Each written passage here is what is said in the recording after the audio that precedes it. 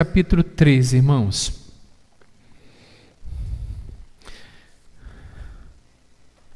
Lamentações, capítulo 3. Eu convido os irmãos a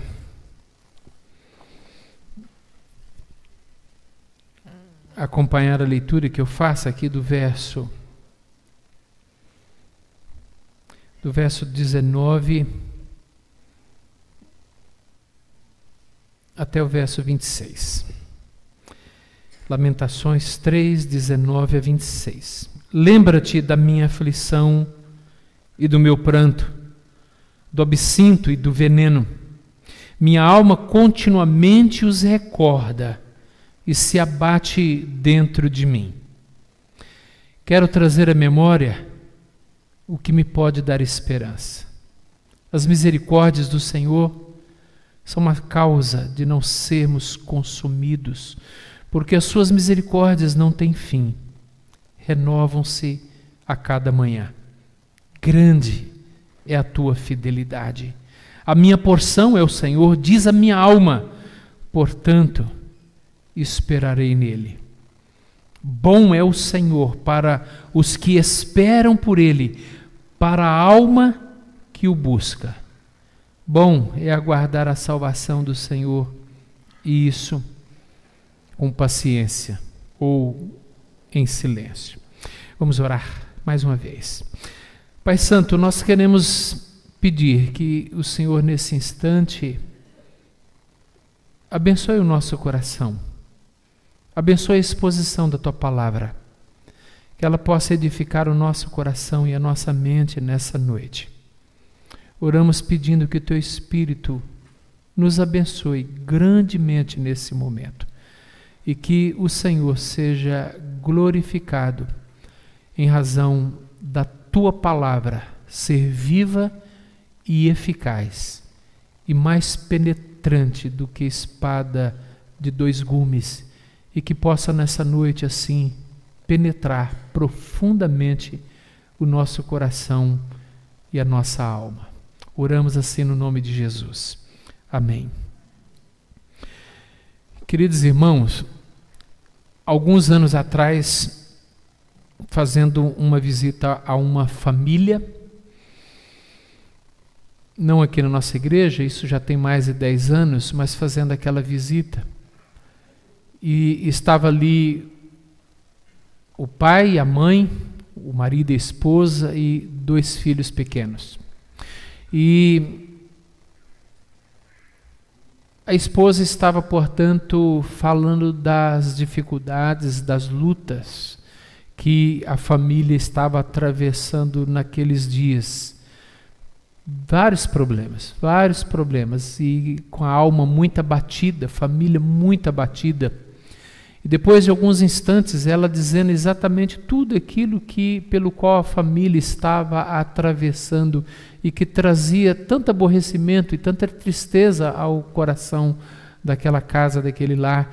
Aquela mulher se voltou para mim e disse assim: pastor, depois que tudo isso que o senhor ouviu da gente, o senhor pode falar alguma coisa que pode dar esperança para nós? O senhor pode dizer algo que pode nos dar esperança? Queria dizer, esse ano não foi um ano fácil para muitos de nós. Eu vivi muita vida da igreja e acompanhei várias famílias. E pude ver, participar de alguma maneira de várias lutas, de várias dificuldades. E então não foi um ano fácil. Tivemos dificuldades financeiras, um orçamento extremamente apertado. Tivemos dificuldades de saúde, uma doença que exigiu idas e vindas ao médico, muitos exames, alguns estão fazendo tratamento. Paulinho, por exemplo, está em casa, não ficou internado, mas teve que vir para casa, está com 5, 6, 11 pedras no rim, precisando de tratamento, está tomando antibiótico, anti-inflamatório para ver se resolve, para não precisar de uma nova cirurgia. Tivemos ontem o sepultamento da dona Juvenil, da querida Juvenil, mãe do presbítero Luciano, da nossa irmã Luci. Quer dizer, o ano não acabou ainda e nós estamos vendo aí essas lutas de irmãos próximos de nós, passando por essas dificuldades. Mas isso não significa também que o ano que vem estaremos imunes. Não é uma coisa mágica, um botão que você vira, uma chave que você desliga 2017, deixando todos os problemas em 2017 e agora vida nova, ano novo, tudo vai ser diferente. Nós não somos ingênuos e nós sabemos que não funciona desse jeito. Eu sei que tem muita gente hoje que acha que essa virada de ano é mágica. Tanto é que alguns se vestem de branco porque há um misticismo envolvido e nada contra se vestir de branco. Se você está de branco hoje aqui, não se ofenda. Eu estou de branco, camisa branca, né? Podia ser azul, alguma outra cor, mas isso não significa. Mas tem gente que se veste de branco porque entende que entrar de branco significa que você vai ter muita paz em 2018. A gente sabe que não funciona desse jeito. Tem gente que se veste de amarelo, cueca vermelha, amarela, roupa amarela, porque o amarelo significa ouro. Tem alguns irmãos aqui vestidos de amarelo hoje. Mas não significa que eles estão pensando que com isso vai ter muito dinheiro por causa disso. Que não seria bom, né? Que não seria ruim, né? Mais dinheiro terminaria a construção, a reforma, terminaria um monte de coisa aí, né? Seria muito bom. Tem gente que vai pular ondas, tem um monte de gente agora, meia-noite, da meia-noite o pessoal está pulando ondas, 7 ondas. Tem que ser 7, não pode ser 8 nem 6. Tem que ser 7, porque aí dá sorte, né? Então, umas bobagens que isso não muda em nada. Lamentações foi escrito pelo profeta Jeremias e escrito num período muito triste da história de Judá. Um período muito triste para Israel, quando Jerusalém foi invadida por Nabucodonosor e Jerusalém se tornou então uma cidade sitiada, e isso trouxe bastante dificuldade para o povo de Deus. Os muros de Jerusalém foram destruídos, foram queimados, o templo também chegou a ser destruído, queimado. Várias pessoas importantes de Jerusalém, líderes importantes, cidadãos produtivos da história de Jerusalém foram levados cativos, aprisionados. E quando o profeta Jeremias olha para a realidade que ele está vendo a cidade de Jerusalém, o povo de Deus, ele se entristece, e muito. Ele vê a crueldade, ele vê a tristeza, ele vê o abatimento, ele vê as lutas, ele vê a desolação, ele vê o horror que está atingindo a nação, e isso lhe salta aos olhos. Ele pôde acompanhar tudo isso de perto. E aí ele escreve, portanto, um livro lamentando a realidade do povo de Deus. Se você ler o 2º livro de Reis, capítulo 25, você vai poder tomar um pouco de informação e ver detalhes a respeito dessa invasão e o quanto isso foi prejudicial para Jerusalém.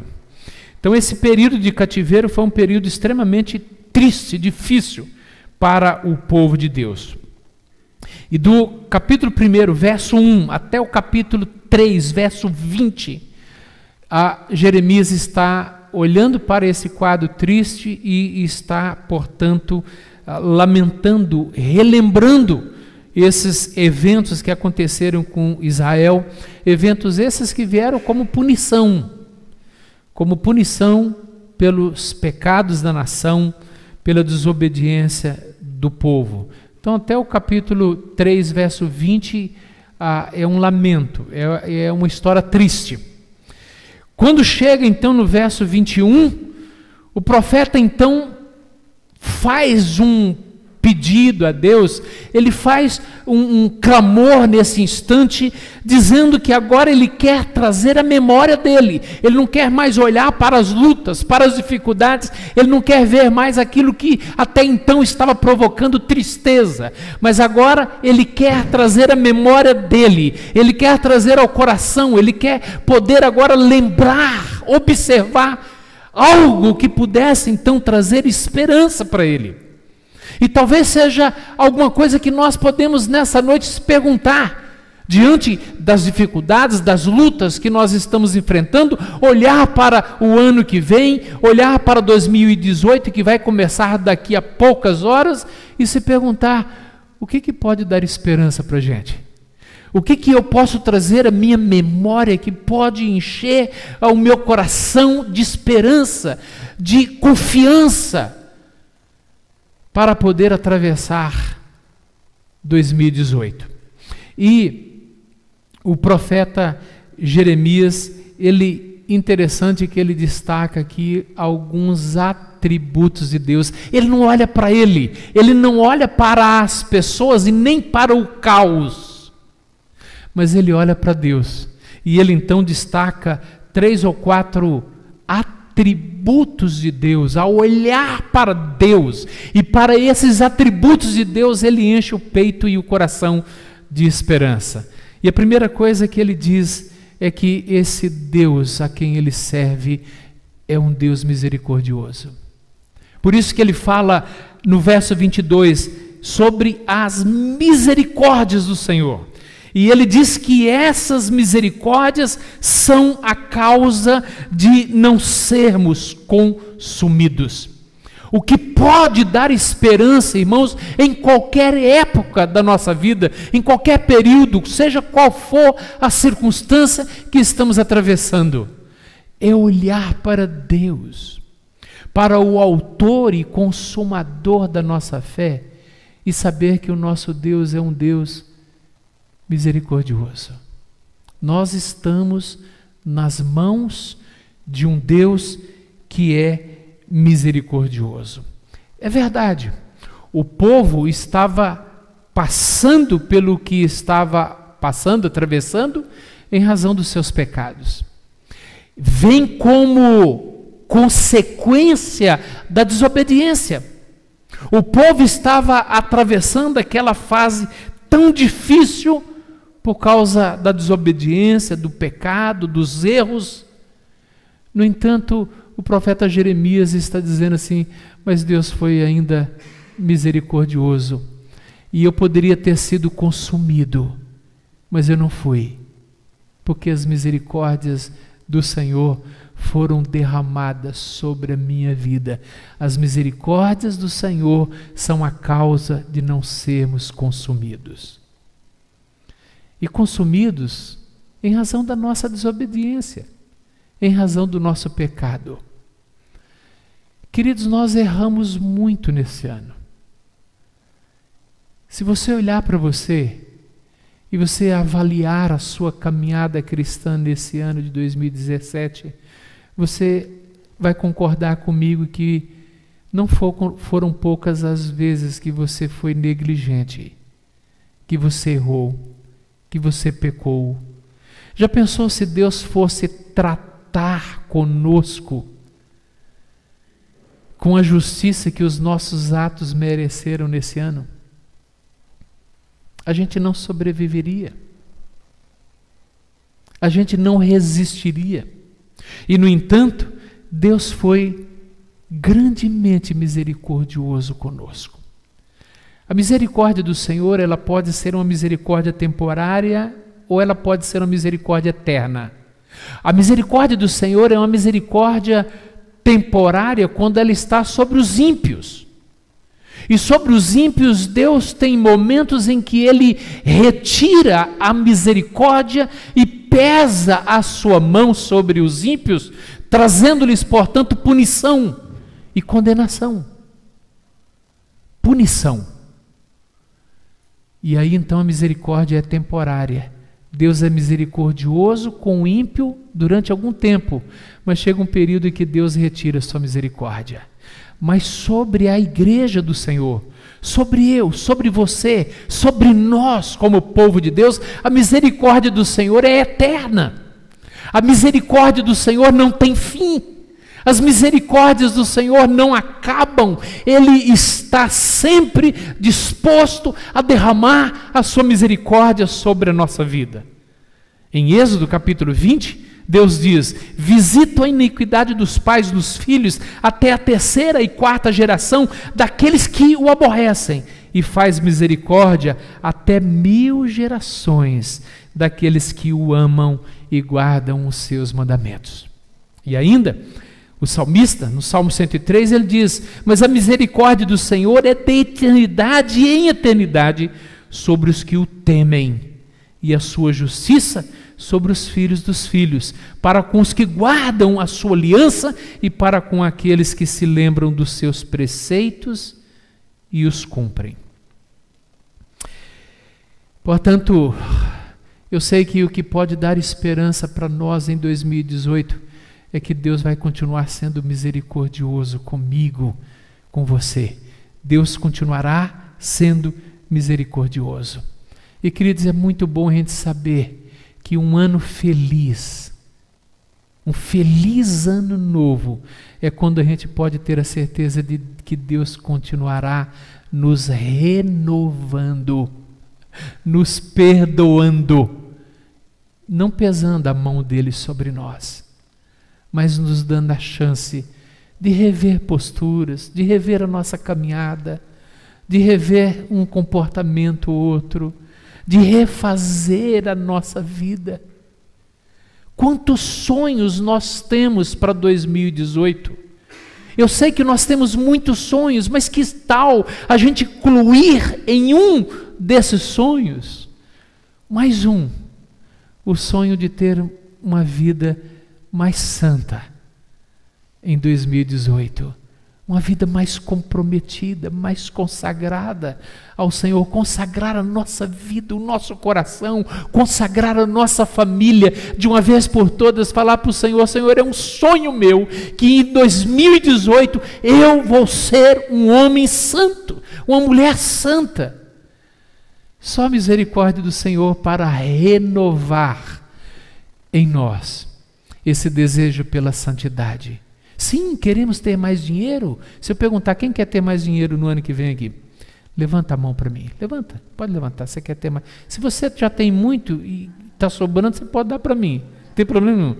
Mas você quer ter mais dinheiro? Você quer ter muito dinheiro? Você quer melhorar de vida? Você quer ter muita saúde? Você quer ter um carro novo? Eu sei que você quer ter um monte de coisa boa. Trocar de marido, arrumar um bonito. Não, isso não, né? De jeito nenhum. Mas eu sei que nós queremos ter muita coisa boa. Mas uma coisa boa que nós devemos também colocar é o desejo de uma vida mais consagrada a Deus. E quando nós buscamos o reino de Deus em primeiro lugar na nossa vida, todas as demais coisas o Senhor vai acrescentar à nossa vida. Então, o primeiro ponto que Jeremias usa como esperança é olhar para Deus e saber que Deus é misericordioso e que as suas misericórdias não têm fim. E que Israel poderia ser destruído, mas Deus não fez, porque Deus é misericordioso. Israel desobedeceu, pecou, foi negligente, rebelde, e tudo aquilo estava acontecendo por causa da desobediência, mas Deus foi misericordioso e não os destruiu. Deus restaurou e assim pôde trazer Israel de volta. O templo foi reconstruído, Jerusalém foi reconstruída por causa da misericórdia do Senhor. Olha a segunda coisa, irmãos, a fidelidade. Verso 23 ele fala: Grande é a tua fidelidade. Deus é fiel. Nós não somos como deveríamos ser. Nós falhamos, nós mudamos. Mas Deus não falha, Deus não muda. Iniciamos o culto nessa noite cantando: Tu és fiel, Senhor. Deus é fiel. Deus é fiel às suas promessas. A fidelidade de Deus é a capacidade dele em cumprir as suas promessas. Queridos, nós fazemos promessas e falhamos, não é assim? Nem todas as promessas que você faz você consegue cumprir. Porque nós somos falhos. Não deveria ser assim, deveríamos cumprir. Mas nós erramos. Mas Deus não erra, Deus não falha. Tudo o que Deus diz, Ele cumpre, porque Ele é fiel. Deus trouxe Judá de volta, Deus restaurou os muros, Deus restaurou a cidade, Deus trouxe o povo de volta, porque Deus disse que não iria abandoná-los e não abandonou, porque Deus não nos abandona. Tiago diz que se nós somos fiéis, Deus é fiel. Se nós somos infiéis, Deus permanece fiel, porque não pode negar a Ele mesmo. Então, é bom a gente saber que Deus não vai mudar com a gente em 2018. É muito bom a gente saber que Deus continuará sendo um Deus fiel, e Ele então prometeu cuidar de nós, e Ele assim o fará, sempre. A fidelidade de Deus. E porque Deus é fiel, o profeta diz: Ele é a minha porção. A minha porção é o Senhor, diz a minha alma, e portanto eu vou esperar nele. O que ele quer dizer com isso? Judá tinha perdido tudo. Perdeu a cidade, estava cativo, perdeu todos os bens, muitos perderam cônjuges, filhos, perdeu tudo. Tudo. Não tinha mais casa, não tinha mais bens, não tinha mais nada. Mas Jeremias está dizendo aqui: mas eu tenho algo que eu não perdi. O Senhor, Ele é a minha porção. Ele eu não perdi. E Ele é a melhor coisa que eu tenho na minha vida. Está dizendo a Ele que Deus é a pessoa mais importante para Ele. Deus é aquilo que eu tenho de mais valioso na minha vida. Ou seja, é olhar para Deus e saber que Deus é a pessoa mais importante, é aquele quem eu devo buscar, nele eu espero, nele eu me aproximo, porque Ele é o Deus fiel, que cumpre as suas promessas, é o Deus da aliança, que honra aquilo que diz a respeito de mim. Então eu tenho que permanecer com Ele, eu não posso perder, eu não posso me afastar dEle. É interessante como que Abacuque vê essa questão da fidelidade de Deus, e ao mesmo tempo como que ele vê a Deus como sendo a porção dele e a pessoa mais importante. Quando ele diz assim, no momento em que também o povo estava sendo cativo dos caldeus, e aí então ele diz: ainda que a figueira não floresça, ainda que não haja fruto na vide, ainda que o produto da oliveira minta, ainda que as ovelhas sejam arrebatadas do curral, e ainda que não haja gado, ele diz assim: todavia eu me alegro no Senhor, no Deus da minha salvação. Veja que a alegria, o prazer, o objetivo do profeta Abacuque é o Senhor. A alegria dele não está no gado, a alegria dele não está na vide, a alegria dele não está no fruto da vinha, a alegria dele está no Senhor. Deus é a maior porção, Deus é o maior benefício, Deus é algo que não se pode perder nem se afastar. Queridos irmãos, o secularismo às vezes mata a nossa espiritualidade. O secularismo, tentar viver esse século, esse mundo em que nós estamos vivendo, achar que nós podemos viver sem Deus, é o que às vezes tira de nós a esperança, tira de nós o ânimo para enfrentar as lutas. Lembra do que Deus diz lá em Êxodo, quando Moisés estava para partir e por causa da desobediência do povo, Deus diz para Moisés: pode marchar com o povo, Moisés, mas eu não vou no meio de vocês. Deus diz: pode ir, marche, vá com o povo, mas eu não vou com vocês. Lembra disso? Lembra qual foi a resposta de Moisés? Moisés fala: Senhor, não nos faça subir desse lugar. Sem o Senhor nós não podemos ir. Nós não podemos caminhar sem o Senhor. Queridos, o que pode nos dar esperança para enfrentarmos o futuro que se avizinha é olhar para o nosso Deus, saber que Ele é o Deus fiel e que Ele é a nossa porção e que Ele é aquele que vai estar conosco. E se Ele não estiver conosco, ainda que tenhamos dinheiro, ainda que tenhamos saúde, ainda que tenhamos bens, ainda que tenhamos tudo, mas se a gente não tiver o Senhor caminhando conosco, lado a lado conosco, nós não temos razão para esperança. Por isso que Jeremias está dizendo: a minha porção é o Senhor.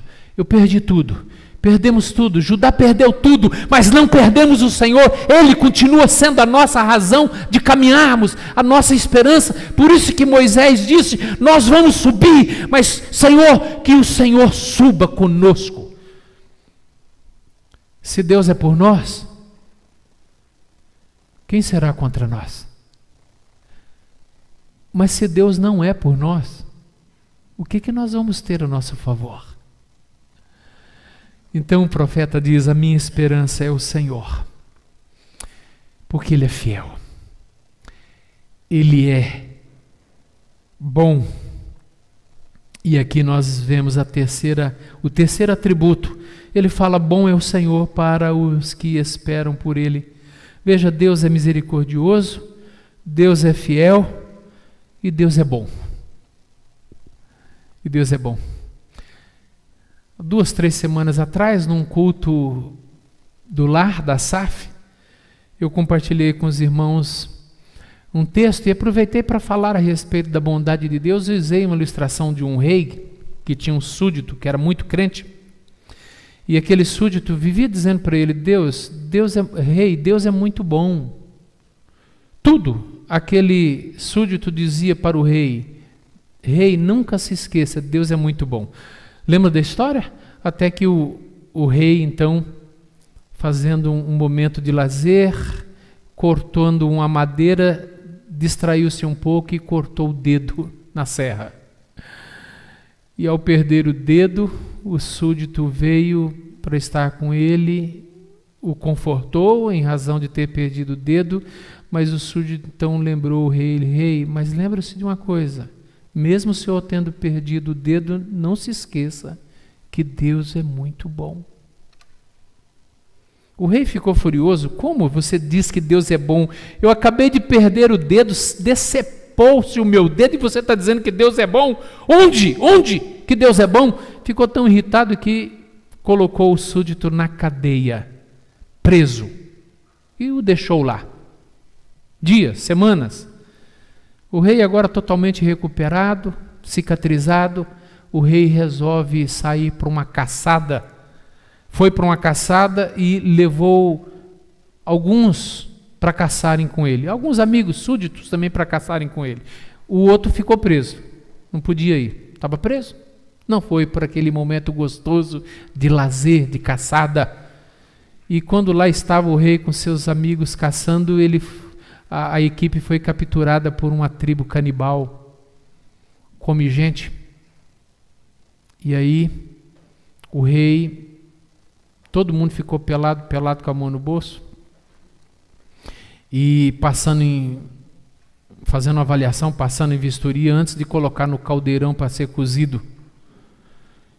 E aí pegou um por um. Quando chegou no rei, não podia cozinhar o rei, porque o rei não tinha dedo, faltava um dedo. E aquela tribo entendia então que o rei era imperfeito, não podia ser comido, e dispensou o rei, mandou o rei embora. O rei saiu correndo. Chegou no palácio dele e lembrou-se do seu súdito, que sempre dizia que Deus era bom, e foi então que ele foi e soltou o súdito. E ele então alegre, dizendo: agora eu entendi por que eu perdi o dedo. Porque se eu não tivesse perdido o dedo, eu teria sido comido pelos canibais. Agora eu entendi, Deus realmente é muito bom. Mas aí o rei pegou e teve uma dúvida naquele instante, dizendo: peraí, mas eu não entendi, se Deus realmente é bom, por que ele permitiu que você ficasse aí todos esses dias preso? E o súdito então olhou para o rei e apontou para o rei com as suas mãos cheias de dedos e disse: rei, eu tenho 10 dedos. Se eu não estivesse preso, o Senhor teria me levado para a caçada junto contigo. Eu não teria voltado vivo. Você percebe que a história ajuda a ilustrar para nós de que Deus faz todas as coisas perfeitas. Mesmo quando a gente perde um dedo, e talvez a gente não está entendendo por que esse ano você perdeu alguns dedos. Porque Deus faz todas as coisas certas. Porque Deus tem um atributo que se chama bondade. Um Deus bom faz tudo de maneira perfeita, de maneira certa. Podemos não entender por que a gente perdeu o dedo. Podemos não entender. E queridos, talvez a gente nunca vai ficar sabendo. Tem coisas que você fica perguntando, mas por que isso teve que acontecer? Deus não tem obrigação de dar essa resposta e justificar para mim ou para você por que Ele faz as coisas. Às vezes Ele explica, às vezes Ele justifica, mas às vezes Ele não explica nada. Às vezes Ele não explica, não justifica, mas a gente precisa ter esperança e descansar e confiar no fato de que Ele é bom. E se Ele está deixando acontecer, se Ele está permitindo acontecer, é porque vai ser bom para nós. O que pode dar esperança para a gente em 2018, irmãos? É saber que a nossa vida está nas mãos de um Deus que é misericordioso, nas mãos de um Deus que é fiel, nas mãos de um Deus que é bom. Eu não sei o que vai acontecer comigo em 2018. Você sabe? Nós não sabemos. A gente faz planos, a gente coloca na agenda, mas a gente não sabe o que vai ser. Aliás, Provérbios 16 diz que o coração do homem pode fazer planos. E devemos. Mas a resposta certa vem de um Deus que é misericordioso, de um Deus que é fiel e de um Deus que é bom. Que Deus possa assim nos confortar e saber que Deus está lá na frente, lá no futuro, já reservando para nós um 2018. Ele está cuidando, esse Deus misericordioso, esse Deus fiel, esse Deus bom está cuidando de nós. E eu quero concluir aplicando para você, dizendo exatamente isso, nada novo. Mas se você não sabe como que vai ser então o seu ano, e eu não sei também como vai ser, o fato é que a gente precisa confiar nele, confiar em Deus. A gente precisa continuar descansando nesse Deus misericordioso. E se Deus é misericordioso, sabe que um desafio e algo que pode, de alguma maneira, fazer parte do nosso planejamento para 2018 é você colocar no seu planejamento uma resolução séria de que você vai ter um coração mais consagrado. Pense nisso, esse é um pensamento que agrada o coração de Deus. Tenha uma resolução, em 2018 o meu coração será um coração mais consagrado ao Senhor, mais dedicado ao Senhor. Eu vou consagrar o meu coração ao Senhor. Eu vou cuidar mais da minha vida cristã, da minha vida espiritual. Esse Deus misericordioso, que as suas misericórdias duram para sempre e não tem fim, vão se renovar na minha vida no ano que vem. E vai me ajudar a crescer na minha vida cristã. Eu quero crescer na minha vida cristã. Quero crescer sim na minha vida profissional, na minha vida acadêmica, na minha vida em todos os sentidos. Mas eu quero crescer na minha vida espiritual.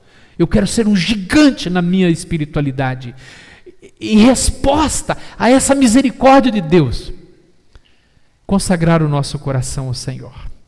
E já que Deus é fiel e Deus é bom, tenha plena confiança nele. Queridos, confiar em Deus não é fácil. Não é fácil. Vimos hoje um pouco pela manhã isso. Obedecer a Deus é sempre mais fácil. Confiar nele é sempre mais difícil. Porque nós não temos como saber como será o amanhã.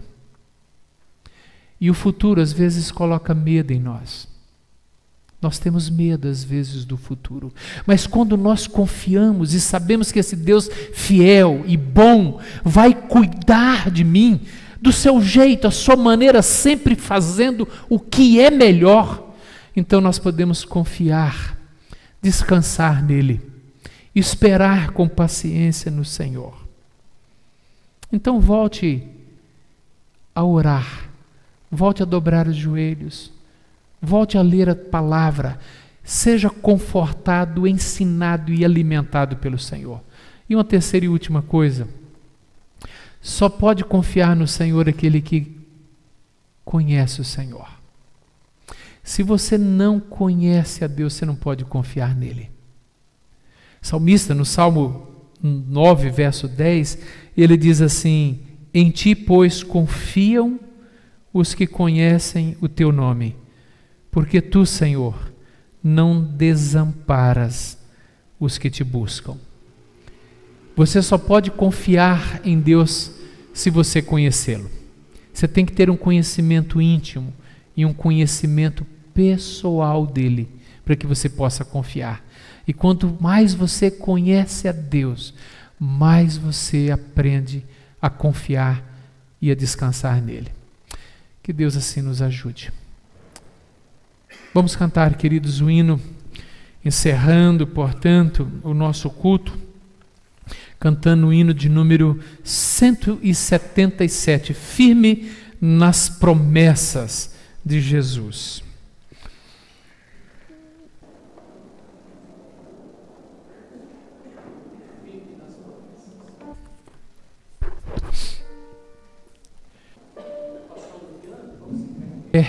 Ao som do piano, vamos ficar em pé e vamos. Isso, já teve o som, né?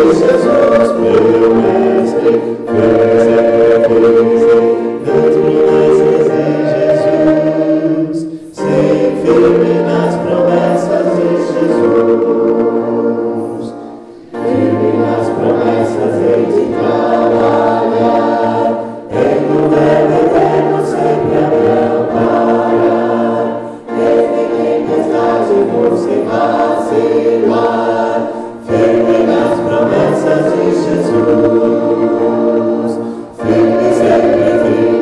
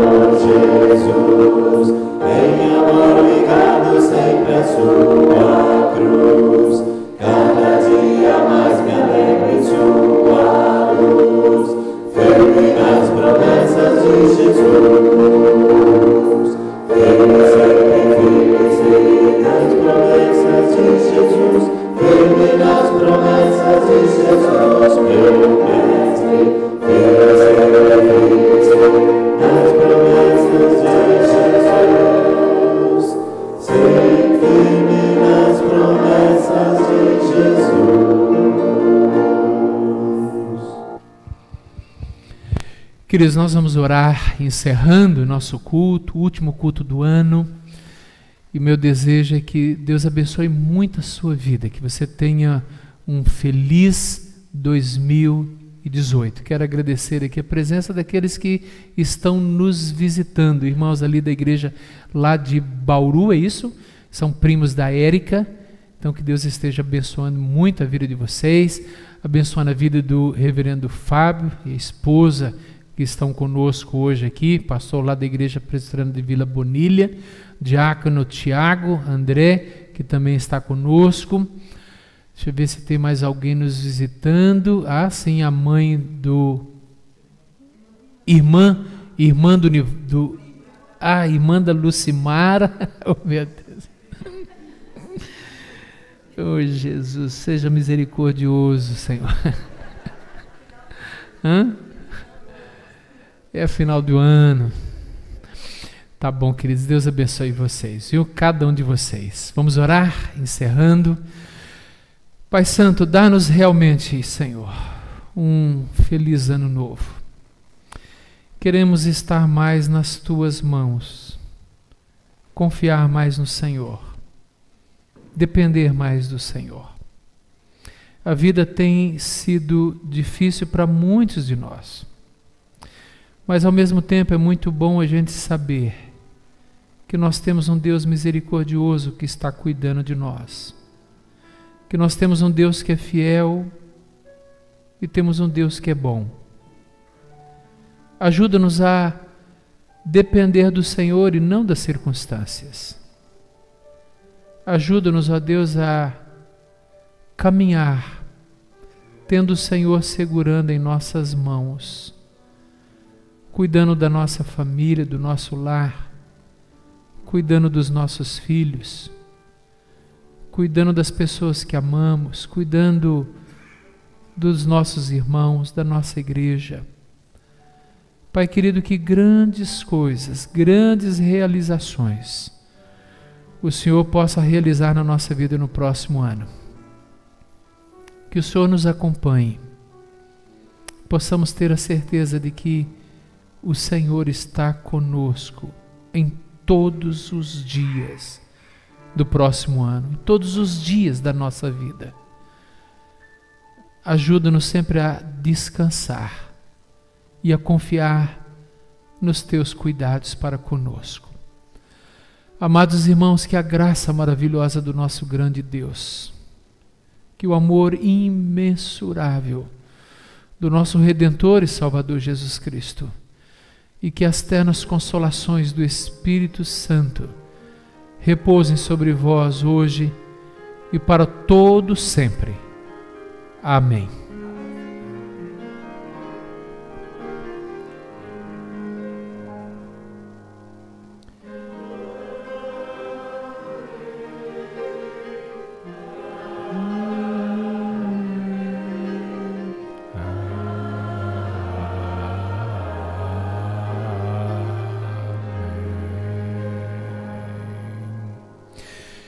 Sentemos, irmãos, e ouçamos o poslúdio, depois podemos nos cumprimentar desejando uns aos outros um feliz ano novo.